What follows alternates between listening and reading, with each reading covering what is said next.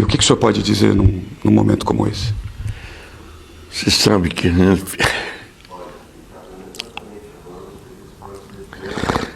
a gente fica sem palavras, principalmente eu, que conheci o Silvio Santos quando ele estreou. Eu estava no auditório da Rádio Nacional, no programa Manel de Nóbrega, quando o Silvio Santos foi apresentado pelo Manel de Nóbrega.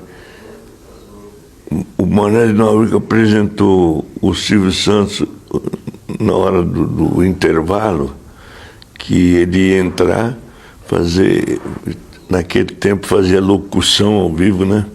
E o locutor tinha que ser sério.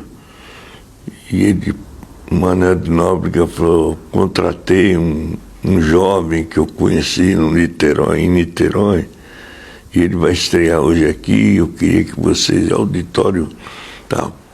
Isso tudo no intervalo. Quando voltou, isso é na rádio, né? Não tinha nada de televisão. O auditório ficou de pé aplaudindo, e o Silvio sério, nervoso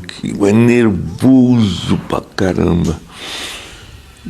E aí foi quando o Manel de Nóbrega começou a brincar com ele, pôs uma fita no cabelo dele, uma fita de papel do script. Aí levantava a calça dele, penteava os cabelos da perna dele.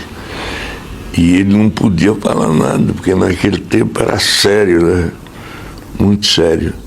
E foi onde o Manel de Nóbrega botou apelido nele de Peru que Fala. Porque ele ficou vermelho, aí o Manel de Nóbrega foi para o auditório: "Ei, não parece o Peru que Fala". O senhor estava me falando que o senhor teve a oportunidade de conhecê-lo pobre, antes de ele ser o empresário de sucesso, né? Conheci o Silvio Santos vendendo carnê do baú. Ele era sócio do Manel de Nóbrega, de Carlos Alberto e o Golias. Mas só que ele tinha lá uns 10% só, né? Aí o baú lançou uma boneca chamada Dandinha. E o Manel de Nóbrega viajou, o Carlos Alberto e o Golias, que eles ganharam da TV, e deixaram o Silvio aí, deram uma procuração para ele. Ele vendeu tanto aquela boneca Dandinha que ele comprou a produção toda. E quando o Manel de Nóbrega chegou e o Carlos Alberto aí, o Manel de Nóbrega falou: "Tá louco, esse cara fez uma dívida muito grande aqui e estou fora". E aí no fim o Silvio ficou sozinho, né? Mas ele vendeu tanto aquela boneca Dandinha, mas tanto, que no fim ele acabou comprando um horário na TV Paulista. Já tinha, ele fazia programa, ele comprou para ele.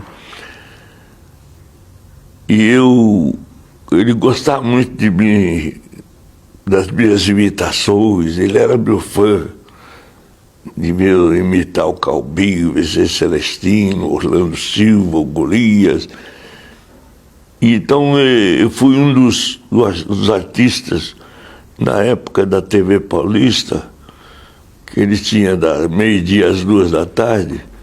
Eu fui um dos artistas que mais fez o programa, porque ele também não tinha, estava começando, lutando pra caramba, né? E não tinha, naquele tempo pagava cachê.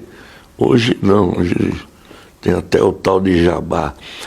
E o Silvio Santos pedia para que eu fosse, mandava me buscar. Eu ia lá, ia até correndo, sabe? E eu fiz, teve quadros do Silvio Santos que eu fiz 4, 5 vezes. Mandavam me buscar, eu ia lá. E aí ele gostava muito das minhas imitações. E todos os shows que ele era convidado para fazer, do Exército, da Marinha, aquele negócio que o governo, os militares mandavam, que pedia para ele no dia da Marinha, no dia do Exército, e ele primeira pessoa que ele me convidava era eu. E lá ia eu ficar lá do palco com ele. Eu tenho várias fotos, né? E Ele era incansável, né? Na arte que ele mesmo desenvolveu, ele era incansável. ele era o Silvio Santos. Depois disso que a Rede Globo comprou a TV Paulista e contratou o Silvio, que o sonho dele era ter um canal de televisão. Ele sempre falava para mim: mas um dia eu vou ter um canal de televisão só meu, sabe? Ele sonhava e o sonho dele se realizava, porque onde ele punha a mão era sucesso. Onde ele punha a mão virava ouro. O Silvio Santos foi um cara muito, mas muito importante na minha vida, na minha carreira, nas minhas situações difíceis, quando eu não tinha... Estava começando minha carreira e ele também, né? Então ele me ajudou muito. E depois que ele passou a ser um grande empresário, com tanto talento, empresário que fazia com que os outros até se invejassem, sabe? Porque ele sabia fazer as coisas, sabia de tudo. O senhor estava me falando que